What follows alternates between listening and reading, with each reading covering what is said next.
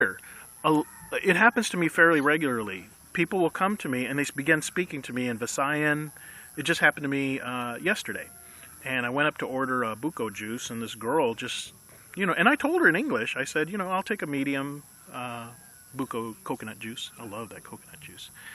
And she starts speaking to me in Visayan, and I said, I'm sorry, I've only, I still haven't learned the language yet. I'm working on it, but I don't understand anything you said. And she still kept speaking in Visayan until finally she spoke English. And she goes, so you're not Filipino? I said, no, not yet. I'm trying. And a lot of people here, they just standing in line, they just start talking to me in Visayan or Boholano or Tagalog or whatever their dialect. There's like a different dialect every single island here, and I have to tell them, I'm like no, so and even in the United States, this used to happen, but long before I ever even thought about the Philippines, years ago, people would walk up to me and saying, oh, what island you from? What area are you from? I was like, what are you talking about? And they go, well, you're Filipino, aren't you? I'm like, no. And they're like, oh, okay, sorry. And so here, there's some advantages and some disadvantages. The advantage is, unless I'm wearing something like this, and I look like a total tourist, if I just throw on a t-shirt and some shorts and sandals, in a crowd, in general, you're not going to spot me out. I got the same color skin, same color hair, and I just kind of blend into the crowd if you're just looking at the crowd. The people nearby me, they look at me, and I always get looks. I'm just used to it now. I always get looks, and they're like, and I've even heard these two security guards, they were, I could barely understand their Visayan because they were using like Taglish, like half Tagalog, half English. And they were looking at me in line, trying to decide amongst themselves, well, is he Filipino? Or is he a Filipino who was raised in America? Or is he a Mexican? Is he a Spaniard? They were like trying to figure this out, So I can blend in sort of easy. I don't really blend in. In fact, when I go to Mexico, I don't blend at all.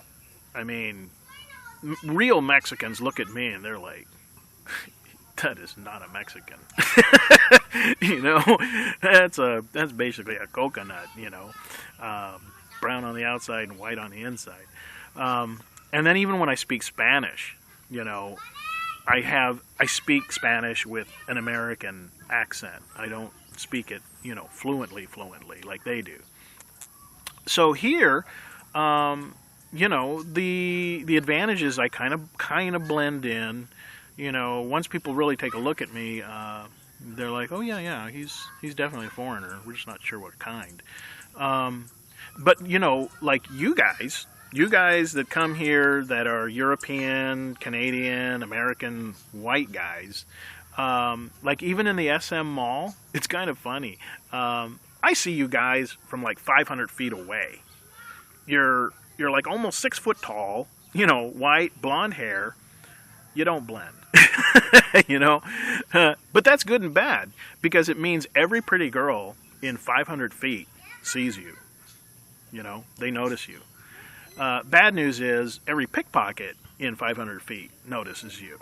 So take the yin with the yang.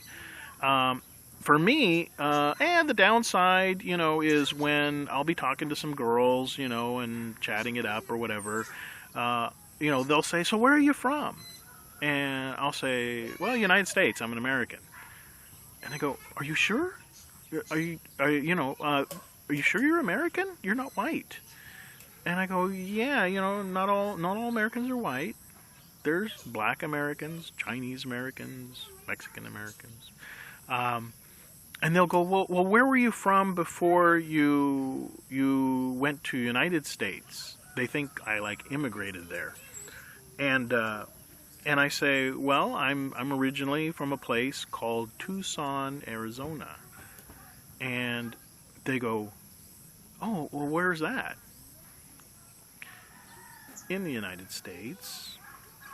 You know, so I've been through that conversation several times, and so you know, here when you're a foreigner, you're like the cool kid on the block. You know, all the girls want to talk to you. But you know, when I first meet somebody, hi, all the little kids saying hello. But you know, like when the girls talk to you here. Talk to me anyway. They got to be convinced. It's like you sure you're an American? You're not like a Filipino poser or something, And but once I start speaking, they're like, okay, this guy doesn't know any Tagalog. He doesn't know any Visayan, So anyways, so there's some advantages, disadvantages, but I just haven't seen a single Mexican here. Maybe he blended in, I don't know, but I especially ever since the mugging, but even before, I've always had a habit in my life that when I'm walking through a crowd, I just try to look at every single face.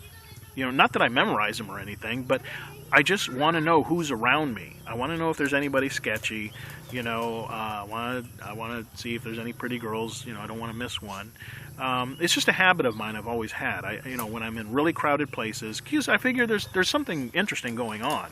I might witness a crime. I might see something really wonderful.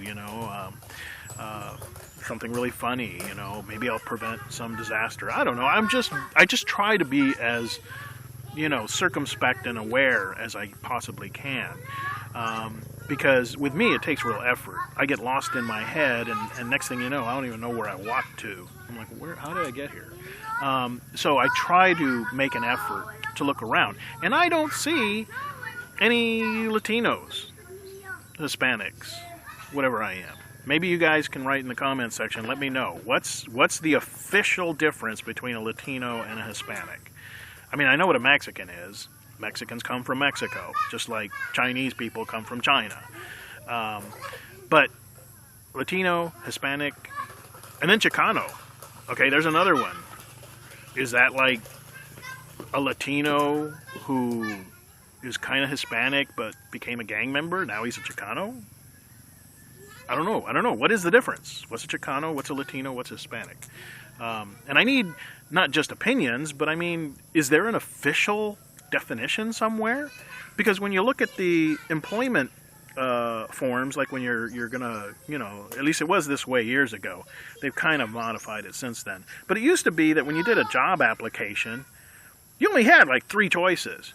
You're either black, Asian, or Caucasian. And they always told us, for me, they said, well, put down Caucasian. I said, I'm not Caucasian. They go, well, that's the closest. You're not black and you're not Asian. So put down Caucasian. So I don't know. All I tell people is I'm an American. I'm an American. That's what I am. My history. If I hadn't gone and visited Tijuana, I wouldn't know a thing about Mexico, because I lived my whole life in Texas, Arizona, and mostly California, and so a Chinese American who was born in the United States, lived his whole life in Orange County, really can't say, I'm Chinese. No, you're a Chinese American, or you're an American with a Chinese heritage, but how much Chinese do you speak? How much time did you spend in China? Were you born in China? I don't know. Maybe it's all semantics. Maybe it doesn't matter. Like I said, that's why I just tell people I'm an American, and I only end up in all these details when they're like questioning me, But anyways, so I imagine I will run into a Latino someday. Next week I'm meeting a guy from Ireland. I've already met a guy from Bangladesh. He's a pretty cool guy, very, very intelligent, smart guy. So we still keep in touch online. Been meaning to play some more chess. I'm a good chess player. I usually win, but not against him. He's been kicking my ass.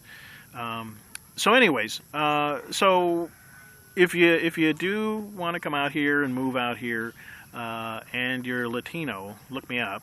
I'm just ask. Just go anywhere in Cebu and say, hey, where's that Latino guy? You know, and they'll say, oh, Henry, or Reekay. You know, so anyways, go ahead and subscribe if you haven't already, and check out the main website, LifeBeyondTheSea.com, and see all the different articles and photos that I got there, along with the forum. Got to check out the forum and, you know, participate in that. And then just hang out, and I'll see you next time with the next installment. Okay? Have fun. See you when you get here. Bye-bye.